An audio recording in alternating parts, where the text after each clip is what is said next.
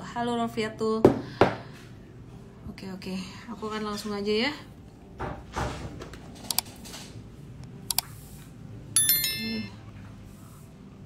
Ya, jadi IHSG masih sama. Dia masih nguji satu resisten kuatnya di sini. Beberapa hari masih aja nguji resisten kuatnya di sini nih. Dan kayaknya udah struggle banget nih untuk IHSG di. Mau dapat bimbingan intensif belajar saham dan referensi? Bisa tanya jawab secara intensif? Yuk, daftar mtrade sekarang di mtrade.id/whatsapp atau klik di bawah sini ya. Ya, untuk terus lanjut naik gitu. Kira-kira IHSG bakalan ada koreksi sampai level berapa? Untuk sementara ini sih support yang kuat ya, support kuat untuk saat ini tuh ada di angka sekitaran 6.977 gitu. Jadi untuk IHSG ini sekitaran di 6977 di sini. Dan potensi mengalami technical rebound gitu di sini ya. Terus kemudian jadi pekan ini ya kayaknya udah mulai agak capek untuk naiknya IHSG, jadi koreksi bisa terjadi selama beberapa hari ke depan. Hari ini sebenarnya kalau kita perhatiin market value-nya terus naik nih sampai 15,3 triliun rupiah, lumayan tinggi. Marketnya rame hari ini, terus kemudian didorong oleh saham-saham big caps kayak BBNI dan Bank Mandiri. BBNI naik 2,42%, Bank Mandiri naik 1,5%. Namun sebenarnya kenaikannya kalau aku bilang sih udah mulai agak rawan profit taking gitu ya. Rera hari loh ngomongin. Oke, kita coba review untuk saham perbankan besar ya. Kita review untuk saham perbankan besar. Habis itu kita akan ke metals, karena metals ini masih jadi satu tema yang menarik ya, karena dia sempat koreksi normal gitu, terus sempat retracement dan kemudian aktif lagi gitu. Oke, aku akan update untuk saham big cap perbankannya dulu yang udah naik lumayan signifikan. Antam ya, sabar-sabar ya, kita akan bahas Antam dan kawan-kawan. Nah ini teman-teman kalau perhatiin untuk BCA sendiri, dia tuh udah naiknya tuh garis ya, jadi garis kemiringannya udah lebih dari 45 derajat. Terus intinya ini udah mulai vertikal gitu untuk garis kemiringannya. Dan teman-teman kalau perhatiin ya di sini, ini dia naik beberapa hari ini dengan volume transaksi rendah atau volume transaksinya tuh turun gitu. Jadi sebenarnya ini untuk BCA udah mulai rawan koreksi atau rawan profit taking. Kemungkinan dia bisa turun sampai level 75-75an gitu. Jadi teman-teman kayaknya jangan hajar-hajar deh BCA. Bisa nggak sih dia naik sampai ke 8125 nutup gap di sini? Bisa banget. Cuman kan upside-nya tuh udah nggak terlalu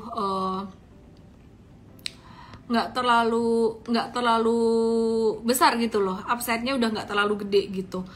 Iyut Fortunatus bilang aku udah TP BBCA ya, oke lah trading silahkan gitu. Misalnya ada telepon masuk tuh biarin aja. Oke, terus kemudian denger aja ya bunyi teret dengeran aja ya. BBRI result laporan keuangannya memang termasuk bagus, pertumbuhan labanya termasuk bagus. Kita lihat secara teknikal gimana. Kalau BCA tadi kan udah ketinggian ya. Kalau BRI sebenarnya secara garis kemiringan tren tuh dia masih normal gitu. Jadi belum sampai ketinggian banget. Nah, itu yang saya bilang biasanya kenapa BCA tuh termasuk saham yang gampang naik susah turun. Jadi yang lain naiknya baru kayak gini, patternnya belum tinggi. Nah, untuk BCA sendiri dia naiknya udah signifikan banget. Tunggu ya, ini lambat banget nih chart aku loadingnya ya. Ini kelihatan kan garis kemiringannya tuh beda, jadi ini menunjukkan kekuatan tren sebenarnya. Semakin garis kemiringannya vertikal, ini kekuatan trennya tuh semakin bagus gitu.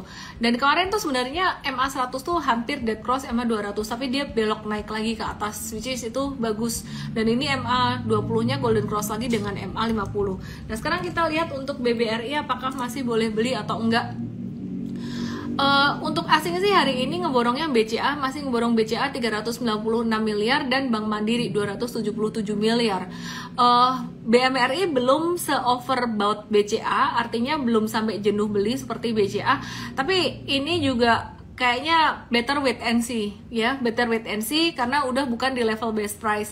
Nunggu beberapa hari sepertinya bisa dapat di 4350-an. Nah, kemudian sekarang kita akan lihat untuk Bank Mandiri.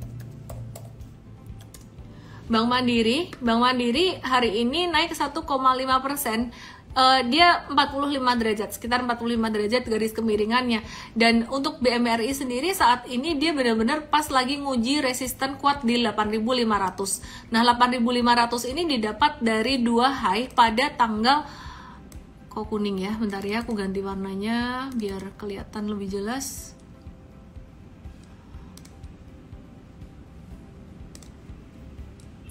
Oke, biar unyu-unyu kasih warna pink. Pada tanggal 31 Mei dan juga 16 Juni. 31 Mei dan juga 16 Juni gitu. Nah, terus kemudian selain itu kita mau lihat untuk, jadi intinya BMRI juga udah ketinggian guys gitu, jangan dihajar. Wah, tapi tadi asing beli tuh, ya biarin aja sih, asing mah duitnya banyak gitu. Kita retail ya, kita hemat-hemat uang kita ya, jadi mesti lebih pintar menawar gitu, mesti lebih pelit nawarnya gitu, karena duitnya juga lebih terbatas. Nah, sekarang kalau kita perhatiin BBNI ini dia berpotensi untuk nutup gap sampai 8675, tapi sekali lagi jangan dihajar beli. Kalau untuk 4 saham ini kita lebih suka untuk belinya pas lagi digoyang turun tuh, kayak kata Pak ini GJL 5000, bumi goyang. Oke, sekarang aku mau bahas untuk sektor metals dan juga batu bara. Banyak banget yang nanyain bumi. Bentar ya, sabar ya.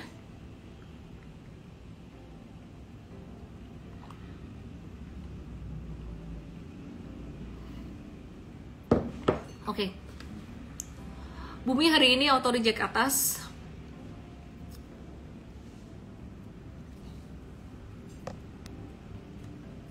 Nurul Baiti disclaimer on, yep, disclaimer ya guys ya. Apa yang kita bahas untuk saham-saham yang mungkin menarik itu bukan sebagai info beli jual, karena kalau bilang info beli jual tuh sebenarnya bagusan secara real time di M-Trade gitu. Kalau market lagi end of day gini, lagi closing market gini, ini kita sifatnya sebagai watchlist aja. Oke, terus kemudian teman-teman perhatikan ini untuk bumi, saham bumi tadi breakout ya, breakoutnya lumayan cepat kalau kita perhatikan ya. Untuk bumi ini bagus untuk scalping dan juga untuk swing trading gitu. Tapi kalau untuk di M-Trade sementara ini kita belum masuk ke bumi, kita mau dia konsolidasinya agak lama dulu gitu. Jadi bukan yang langsung breakout gitu ya. Jadi ini konsolidasinya tuh kayak bentar banget, dan tadi breakoutnya juga vertikal banget gitu. Jadi ya congrats buat yang dapat, tapi kalau misalkan belum dapat ya wait and see dulu aja lah ya, wait and see dulu aja. Oke, sekarang kita mau lihat dia secara monthly-nya untuk bumi ini dia udah mencapai level tertinggi sejak Januari 2021 kemarin. Dan kalau lihat chartnya guys, ini mengingatkan saya, penting guys, yang ngantuk bangun dulu. Chart ini ngingetin aku banget pada chartnya Antam pada Januari 2021. Chartnya Antam Januari 2021 gimana? Yang namanya grafik harga saham kalau udah ngebentuk vertikal itu sudah seharusnya dia akan konsolidasi dulu. Nah, kalau vertikalnya di daily, konsolidasi di daily itu oke, nggak masalah. Tapi kalau vertikalnya di monthly, konsolidasi di monthly, jatuhnya bisa lumayan. Ya, jadi bumi ini memang masih bisa naik sampai 156, 157 kemungkinan masih bisa naik. Tapi kalau menurut kita sih sebenarnya udah harus mulai waspada karena garis kemiringan trennya itu udah mulai vertikal banget. Dan kalau teman-teman lupa Antam 2021 kemarin Januari kayak gimana, aku coba mau kasih lihat buat teman-teman semuanya. Bumi ngamuk ya. Oke, aku mau kasih lihat Antam di Januari 2021. Teman-teman kalau lupa, teman-teman bisa lihat dua candle ini. Nah, ini Antam ya, bumi sih belum sampai setinggi ini. Tapi jika di Agustus ini buminya naik kencang banget, itu udah nggak worth it dikejar. Ya, sekarang sih teman-teman bisa ngelihat Antam ini di Januari 2021 ini ekornya tinggi, artinya habis naik kencang terus habis itu jatuh. Kalau udah ngelihat kayak gini wujudnya ekor tinggi, teman-teman bisa hindarin gitu loh. Tapi kalau pas waktu itu lagi naiknya terus, apalagi monthly chart naik terus, itu kayak teman-teman kayak nggak berasa gitu. Waktu dikasih tahu waspada, nggak gitu. Ini masih naik gitu. Jadi aku cuman remind teman-teman ya, ini kayak garis kemiringan trennya tuh udah mulai vertikal banget gitu. Dan kalau misalkan dia naik terus ya enjoy aja buat tradernya, jangan sampai beli di pucuk ya, jangan sampai beli di pucuk terus jual di bawah. Justru semakin di atas ya, ini loading lambat ininya. Oke. Justru semakin di atas, semakin di atas, justru malah kita mesti semakin mengurangi posisi, bukan semakin nambah posisi. Ya, jadi kita expect ada konsolidasi dulu untuk bumi. Intinya itu, guys. Jadi buat yang pengen banget dibahasin tentang bumi. Akhirnya sering bahas bumi, Handaka Wibawa bilang ya. Diminta ya tak jawab tuh.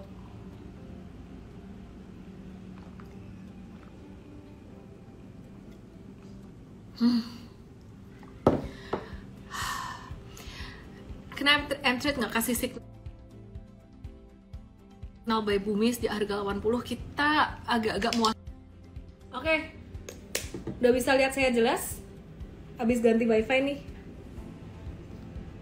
Kok semua tag gelas di bawah gak pernah dicabut? Merhatiin ya. Ini udah bertahun-tahun loh tag gelas di bawah gak pernah dicabut. Belinya di Tokyo yang lucu made in Thailand. Whatever. Oke. Yap. Ya, jadi yang punya bumi masih bisa naik, enjoy aja. Cuman semakin ke atas, ingat mulai semakin kurangin posisi, jangan malah semakin FOMO. Oke. Hari ini aku mau bahas juga untuk metals. Aku mau bahas dari Inco dulu nih ya, dari Inco dulu. Fail Indonesia. Gak pernah dicuci kata Jason, enak aja. Tak cuci terus yo. Cuci udah nih, tagnya tuh sampai luntur nih, sampai nggak ada tulisannya.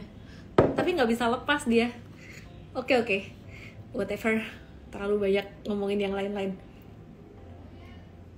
Oh, lagi kasih alasan kenapa M-Trade gak kasih signal buy bumi di 80 ya? Ya karena kita agak menghindari saham-saham di bawah 100 tuh kalau volatilitasnya terlalu tinggi, kita agak waspadai gitu.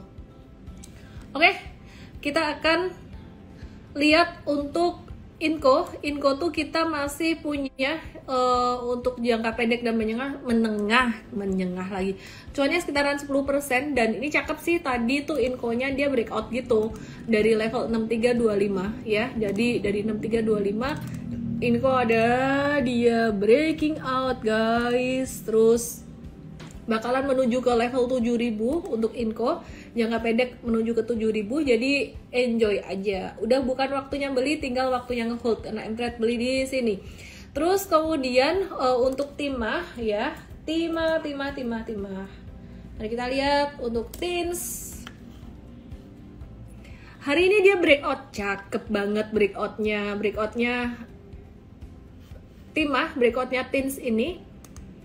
Dia breakout dari pattern inverse head and shoulders ya. Dia breakout dari pattern inverse head and shoulders ini dengan target pattern atau resistance pattern tuh di 1750 ya, di 1750. Nah, kemudian teman-teman perhatikan di sini, ini ada banyak resisten nih, kayak di 1600 ada MA 200. Di 1680 ada MA 100 di sini ya. Nah, jadi kalau kita perhatiin dengan breakout volume tinggi hari ini timah tuh masih bisa naik sampai 16 bahkan sampai 18. Mungkin kalau ada koreksinya sifatnya normal aja, turunnya tuh normal aja. Jadi yang punya timah bisa di hold guys. TINS masih boleh masuk nggak? Kalau besok ada normal retracement sih boleh, tapi kalau besok justru naik lagi sebaiknya jangan pilih saham yang lainnya aja ya. Tiap hari selalu ada kesempatan gitu. Oke, terus kemudian aku mau bahas untuk saham metals yang lain, pastinya Antam seperti permintaan siapa tadi? TINS Antam Inco katanya. Oke. Hari ini Antam dia breakout juga, cuman karena M-Trade udah ada beberapa saham metals dan tadi kita udah masuk di TINS ya, jadi untuk Antamnya ya kita nggak masuk hari ini. Tapi kalau misalkan kalian punya Antam pun juga nggak apa-apa sih, kalian punya Antam boleh ya, bagus-bagus juga. Dan ya the next resistance will be 2330 sampai 2600. Aku udah kayak anak Jaksel belum guys? Bahasanya campur-campur. Oke, ya jadi sampai ke 2330. Kalau ada koreksi normal dikit dia bisa sampai ke 2590. Wah, kok pede sih bisa ngasih view-nya sampai segitu? Bukan pede sih, kita ngelihat analisisnya ini breakout dari masa konsolidasi dengan volume besar gitu. Jadi kalau teman-teman lihat ya, kalau teman-teman perhatikan waktu itu bentar ya.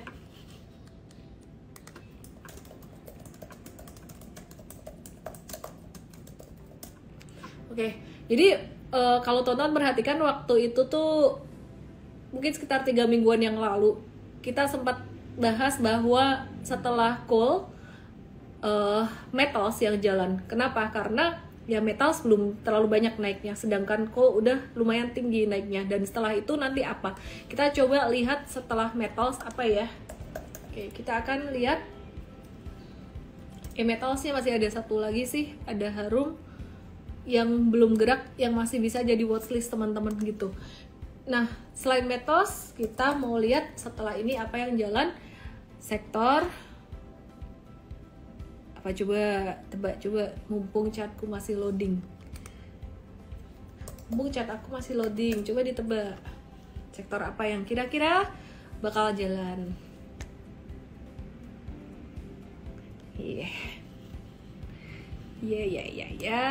Sektor CPO ya. Jadi abis metals, potensial sektor CPO bakalan bisa jalan karena ya gampang aja, diurutin aja, muter-muter di situ untuk komoditas CPO dan juga oil and gas ya. Kemarin oil and gasnya sempat turun lumayan gitu.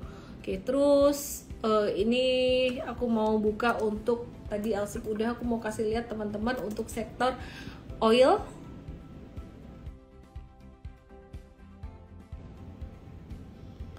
Aku mau kasih lihat betapa leletnya ya wifi aku malam hari ini. Sebentar, aku ganti wifi juga deh. Untuk komputerku loading chatnya lambat banget nih karena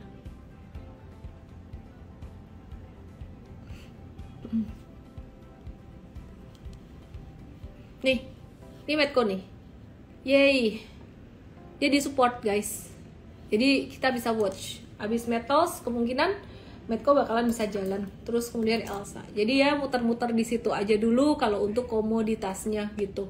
Ya, terus kemudian tapi ini bukan berarti sebagai suruhan harus beli kayak gitu, mesti bijaksana. Ini kita mengantisipasi rotasi sektoral, khususnya sektor apa namanya, pertambangan ya, sektor komoditas. Untuk real time-nya teman-teman bisa join M-Trade aja mumpung ada promo Merdeka Fiesta. Langsung ke mtrade.id/WhatsApp, ada bonus 5 bulan untuk pembelian 12 bulan. Oke, hari ini tadi asing net buy di saham BCA 396,2 miliar, total net buy 1,19 triliun, kemudian BMRI 277,8 miliar, Telkom 210 miliar, Bank BNI 125,5 miliar, Astra International 86,3 miliar. Sebelum nanti kita lanjutkan untuk bahas sektor komoditas, aku kok penasaran pengen bahas tentang TLKM dulu nih ya. Agak-agak conversation kita agak-agak random ya materi kita malam hari ini. Jangan dihajar beli, TLKM baru keluar candle merah, dia ada potensi koreksi sampai ke level sekitaran 4.400 atau 4.500-an. Terus sedangkan Astra International sabar-sabar juga yang mau beli ya, sabar-sabar juga yang mau beli, kemungkinan akan dikasih diskon di area 6.550-an dalam beberapa hari ke depan. Terutama TLKM jangan buru-buru beli gitu. Oke, terus kemudian kita mau watch sektor batubara yang udah lama kita nggak bahas. batu bara bakalan gantian dengan metals ya. Metals udah naik terus beberapa hari ke depan ya, mungkin pekan depan kita bisa watch nih untuk sektor pertambangan batu bara. Tadi Mtrade juga habis buy on weakness untuk PTBA, dan untuk saham batu bara yang lainnya kita coba lihat untuk Adaro dan juga Indi, ini juga lagi di area support gitu. Jadi kita bisa banget untuk watch Adaro dan juga Indi. Indi tadi justru kok malah timah sih. Yap. Ini Indinya lagi di resistance, Jadi yang lagi di area support tuh ada PTBA dan juga Adaro ya. PTBA dan Adaro kita lihat lagi di area support gitu. Oke. Besok lebih detail dibahas oleh coach Mtrade ya, teman-teman ya. TLKM jangan buru-buru beli, tapi udah oke buat jualan belum? TLKM udah oke buat jualan ya, jualan buat swing trading aja sih. Teman-teman, besok kita mau buka morning briefingnya untuk kalian, untuk semuanya ya, for free. Ini eksklusif sebenarnya. URL morning briefing bakalan kita taruh di story aku, jadi pantengin terus story aku. Bentar ya. Oke, di story aku teman-teman, morning briefing tuh ngebahas saham satu-satu sih dan potensi hari itu tuh gimana gitu. Oke, terus guys, harga minyak masih koreksi, masih turun. Jadi kita akan watch untuk Medco dan juga Elsa-nya untuk buy on weakness atau buy on retracement, tapi jangan dihajar beli dulu sementara di daily-nya belum ada tanda reversal. Jadi mesti nunggu di daily ada tanda reversal dulu. Tanda reversalnya gimana sih? Coba kalau Elsa kayak gimana ya tanda reversalnya? Mari kita lihat di Elsa. Elsanya gimana nih? Oh, Elsanya lagi sideways aja nih gitu. Jadi kalau misalkan dia turun, kita nunggu nih Elsa koreksi sampai 294 dan ada potensi mantul gitu. Ya, jadi batasnya Elsa ini antara support 294 dan juga resistennya 308. Kalau dia breakout dari 308 bagus, jatuh pun juga nggak apa-apa sampai 294 itu area kita buy on weakness.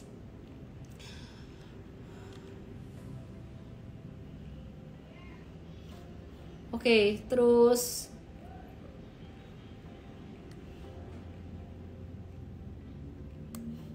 ya oil tuh turun kenapa sih? Karena ada pembicaraan Iran yang akan dia akan menghidupkan kembali tenaga nuklir gitu dan ngebuka jalan buat naikin ekspor minyak mentahnya gitu. Jadi ya ekspektasinya sih dalam jangka pendek persediaan minyak bakalan naik gitu, sehingga harga masih bisa turun gitu ya.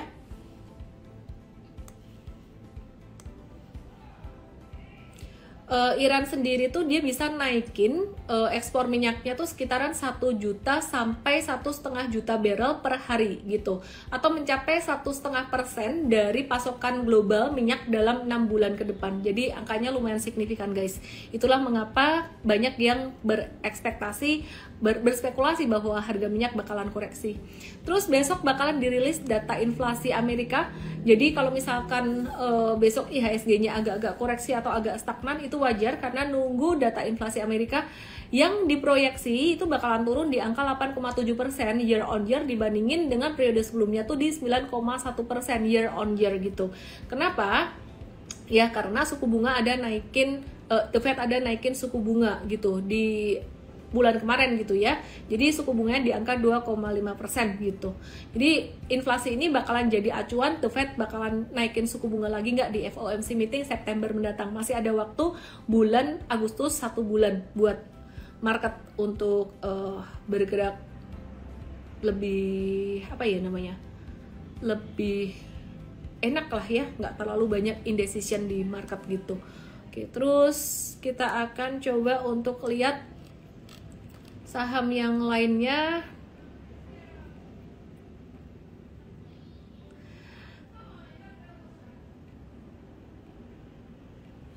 Oke, ada yang nanya Mtrade gimana hasilnya ya. Pokoknya kayak ginilah kira-kira ya.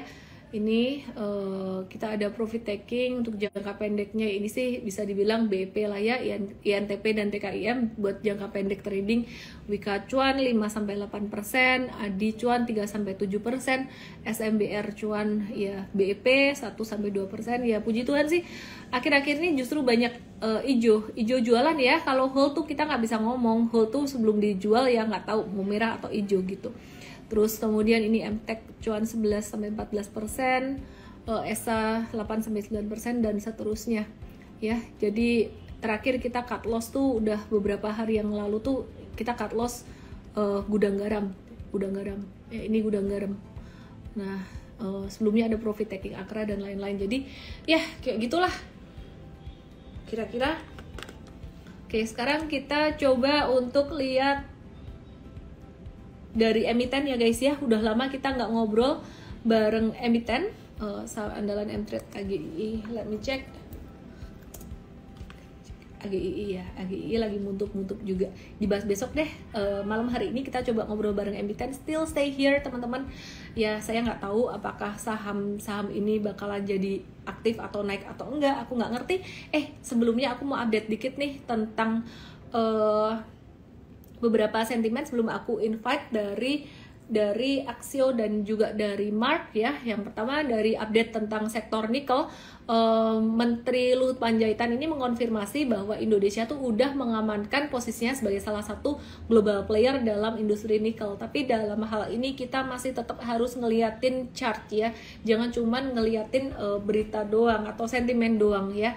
Oke, terus kemudian kalau kita perhatikan memang kolaborasi antara pemain global di industri EV dari hulu ke hilir dan perusahaan tambang nikel Indonesia tuh harapannya bisa berdampak positif bagi perkembangan ekosistem EV yang berkelanjutan. Tapi itu jangka panjang banget.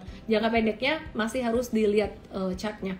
Oke, Tower TOWR ini bakalan mau akuisisi fiber optik Alitas senilai 801 miliar. Kita lihat Tower gimana. Udah lumayan tinggi. Hold aja kayaknya untuk masuk di atas sudah agak ketinggian ya. Jadi di Mtrade juga ada trading tower beberapa kali dan sempat kasih cuan yang cukup lumayan. Aku mau update untuk laporan keuangan Cepin di kuartal 2 2022 sekaligus chartnya teman-teman.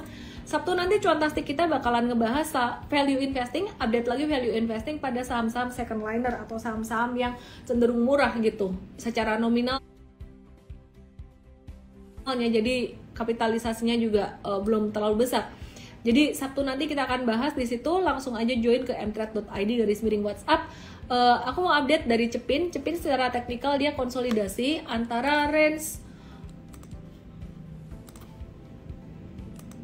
5525 sampai 6000. Sedangkan hasil laporan keuangannya dia itu pendapatannya naik 12,4% year on year, tapi malah labanya turun 14,7% year on year. Masih cuan sih 2,4 triliun cuannya, tapi labanya turun dibandingkan tahun lalu gitu. Nah kenapa nih laba bersihnya Cepin ini turun? Karena pendapatan naik tuh nggak bisa mengkompensasi beban yang lebih besar.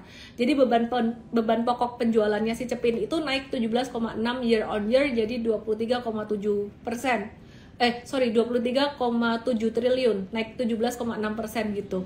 Nah, jadi naiknya beban ini membuat margin kotor Cepin ini turun gitu karena tingginya harga raw material gitu. Jadi terdampak dari naiknya harga komoditas jagung. Jadi BC perlu di-watch juga nih gitu.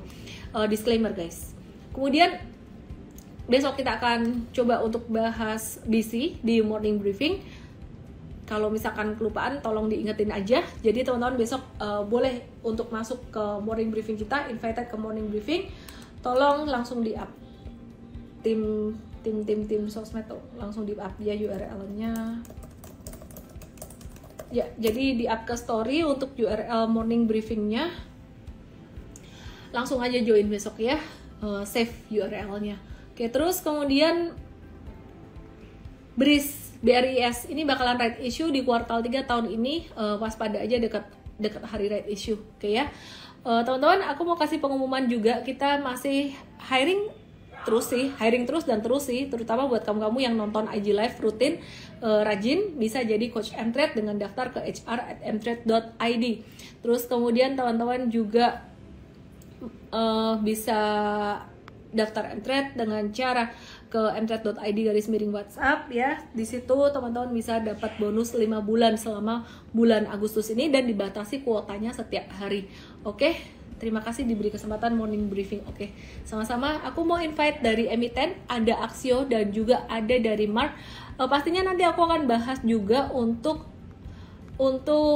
teknikalnya dari Axio gimana. Sebelum saya invite emiten, saya mau kasih tahu teman-teman bahwa ini bukan rekomendasi untuk beli dan perlu dipahami bahwa kita mengundang emiten ini tujuannya adalah teman-teman tuh semakin paham dengan bisnis model dan plus minus SWOT-nya dari setiap emiten supaya logik atau nalarnya teman-teman tuh jalan dan stay here terus, karena aku nggak tahu dia bakalan naik atau enggak tuh, kita benar-benar nggak tahu sama sekali gitu. Tapi kita baca secara teknikal nanti gimana ya.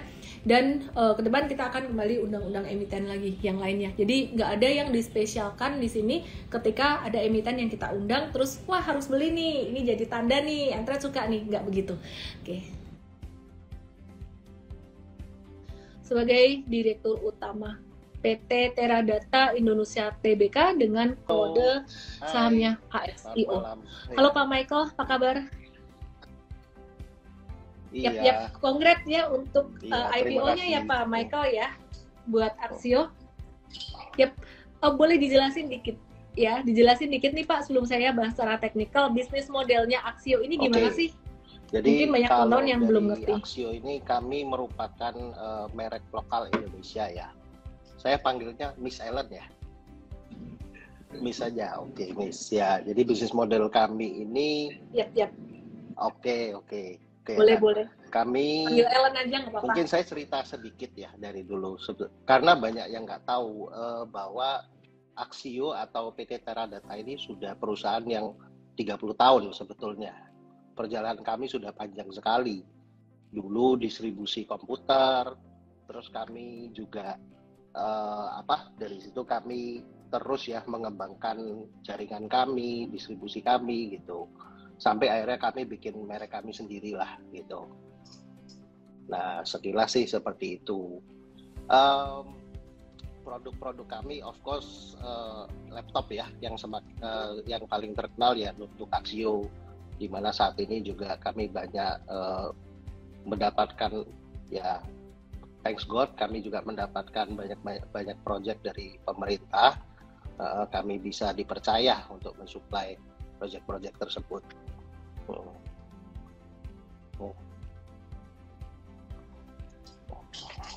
Oke.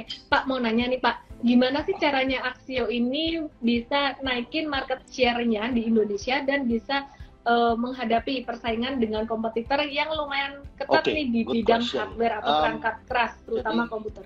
Mungkin kalau buat kami ada dua sih, Ellen.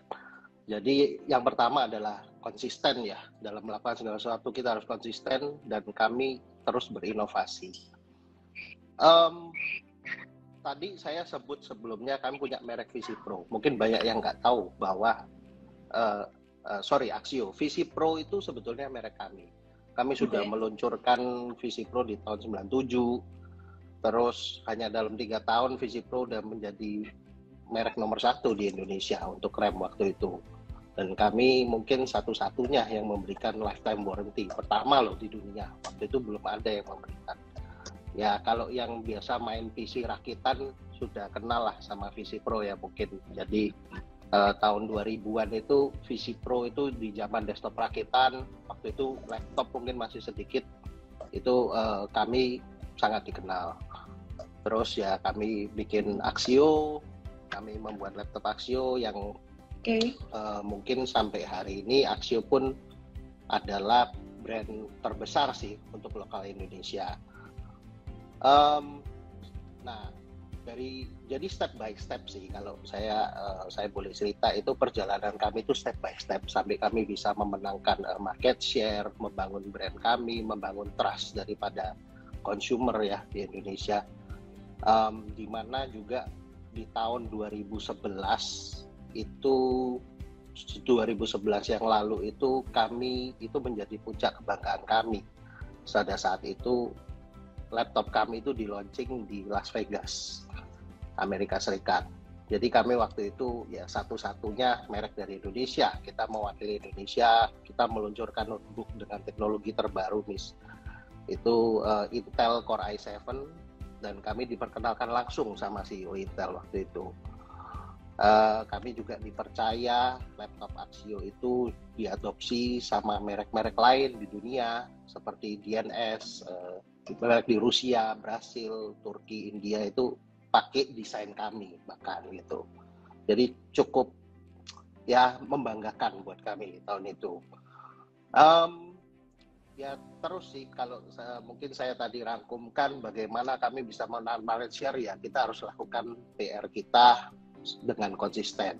Kami terus berinovasi. Gitu sih. Ya. Oke, siap.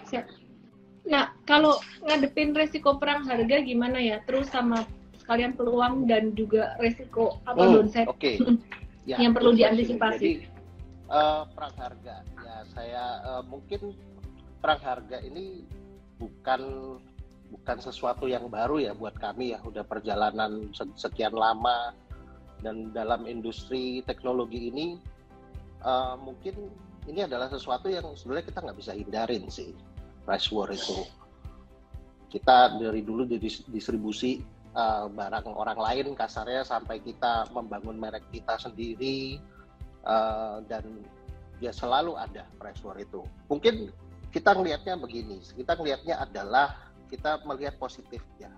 Jadi dengan adanya persaingan harga yang ketat ini, inilah yang sebetulnya memacu kami di industri teknologi ini untuk selalu berinovasi sih. Ya otomatis kita pasti mempelajari bagaimana sih, contoh kompetitor kami kok bisa ya mereka offer dengan lower price contohnya, kok bisa ya mereka manufacturing atau membuat produk ini bisa dengan cost yang lebih rendah dan seterusnya. Kita bisa mereview semua. Nah ya itu kami lakukan terus sih. Jadi dari melakukan review, terus berinovasi sampai ya kami bisa menghadirkan produk-produk yang inovatif yet affordable sesuai dengan visi kami yang kami sebut dengan IA product, inovatif yet affordable.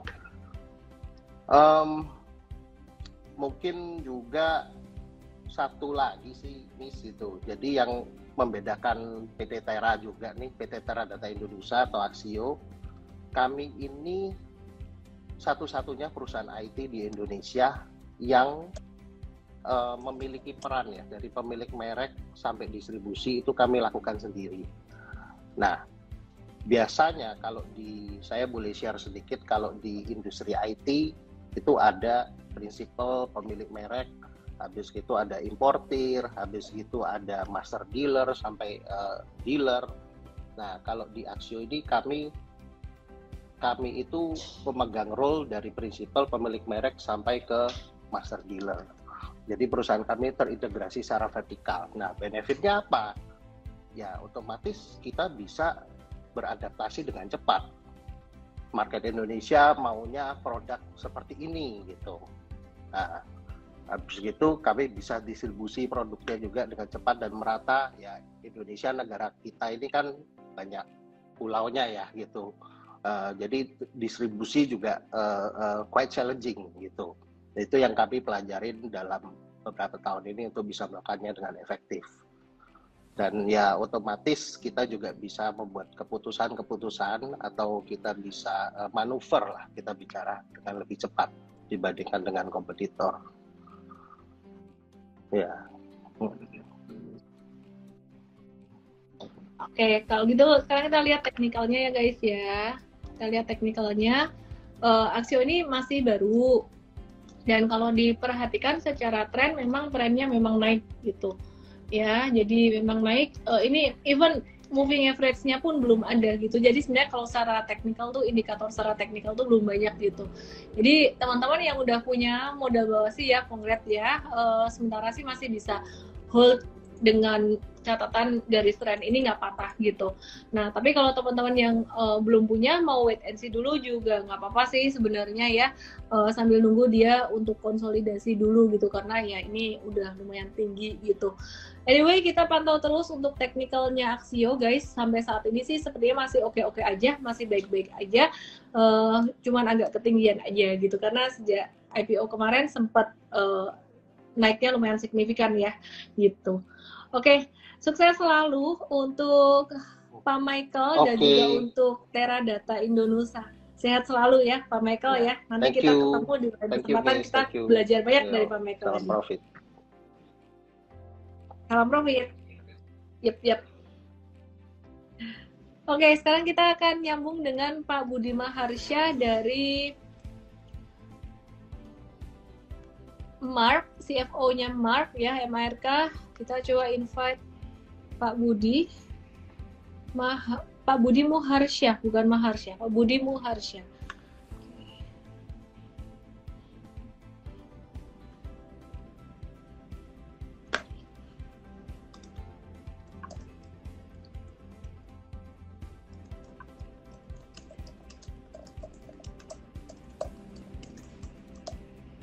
Oke.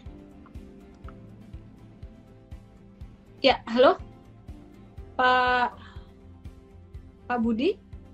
Ada orang di situ?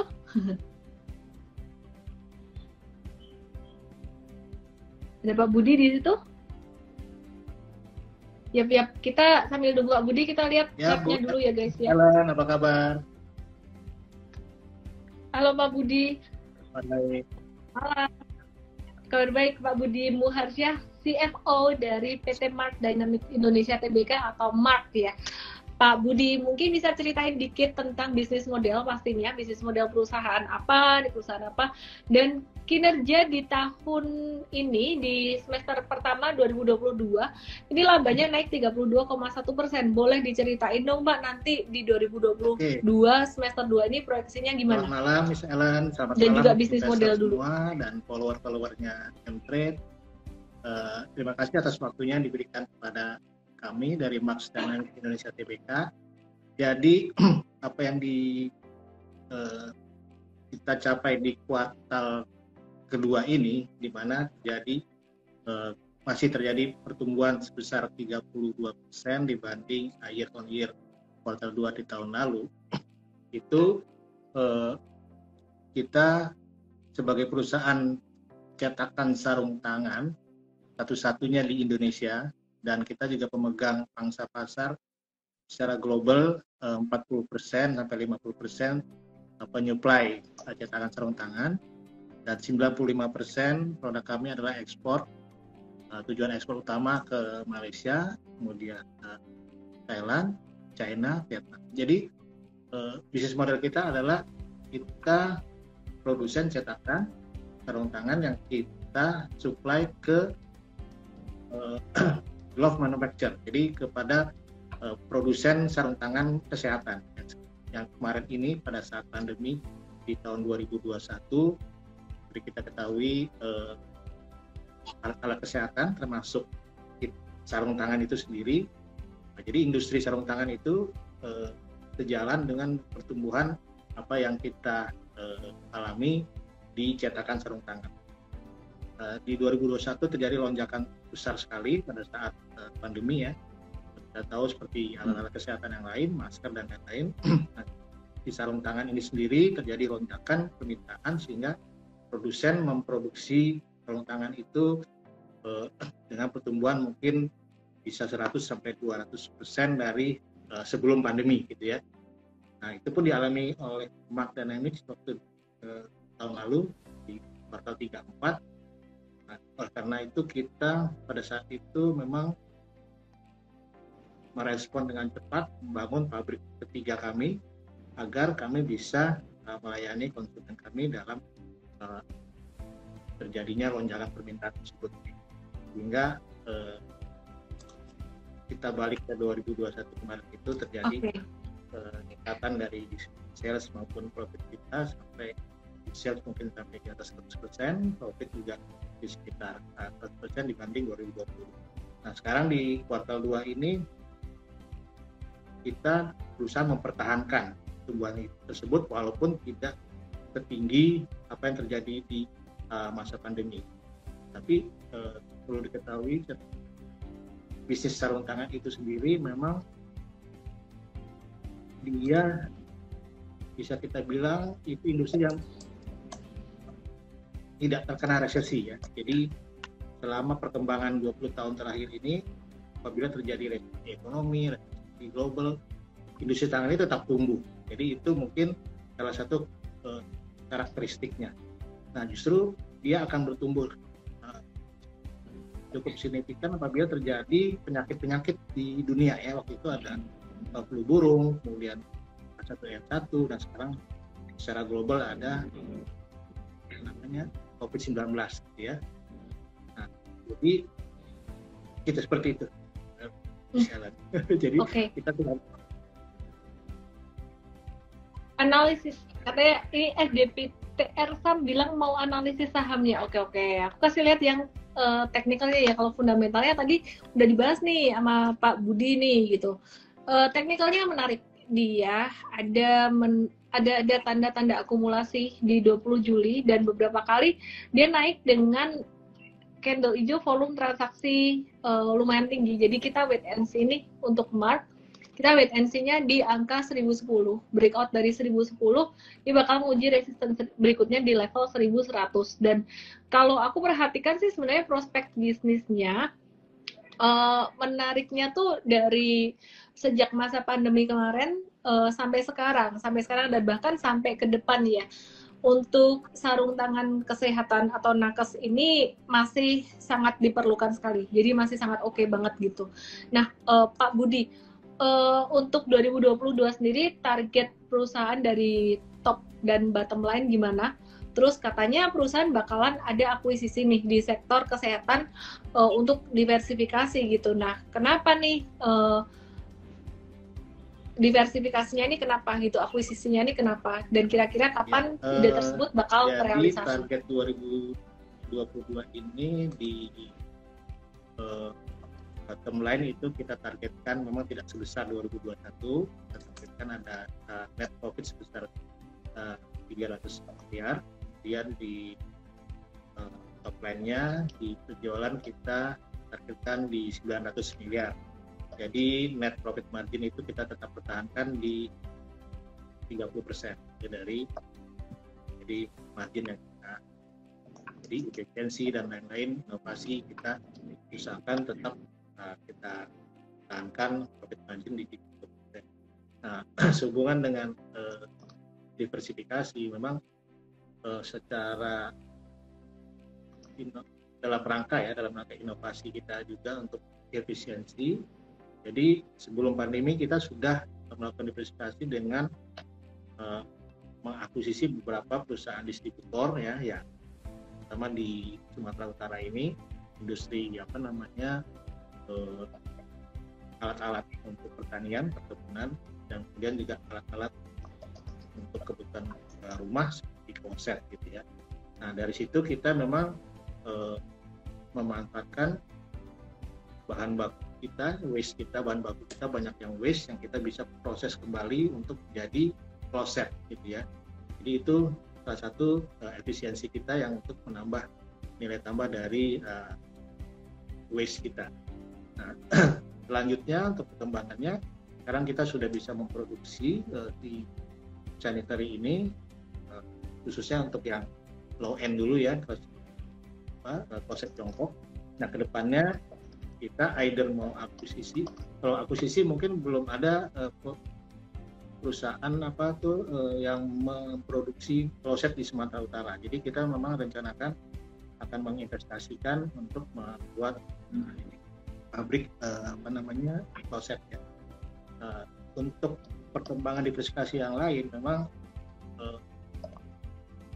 tuntutan pasar modal ini memang menuntut kita untuk terus bertumbuh ya.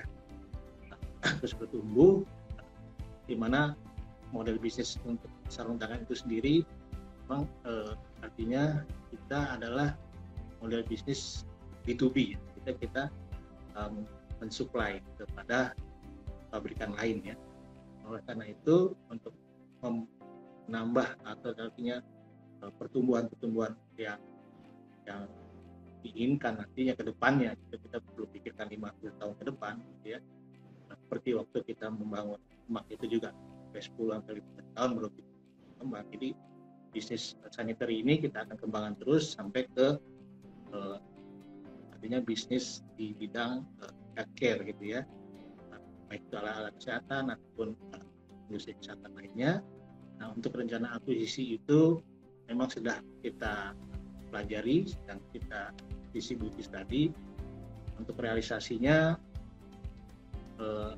karena sekarang saat ini mungkin kelihatannya belum kondusif ya, dan inflasi global dan lain-lain, mungkin kita masih menunggu saat yang. Tapi untuk sanitary sendiri, proses kita masih terus akan inovasi untuk kita kembangkan.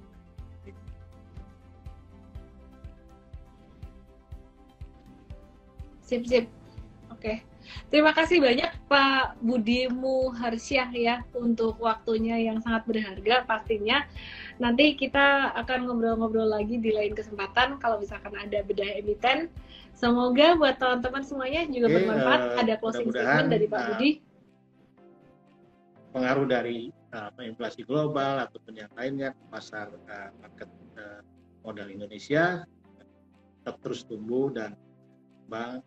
Apalagi ada event-event seperti ini dari Emtrade untuk kita lebih mengenal lagi saham-saham yang harus kita beli ataupun kita jual. Terima kasih.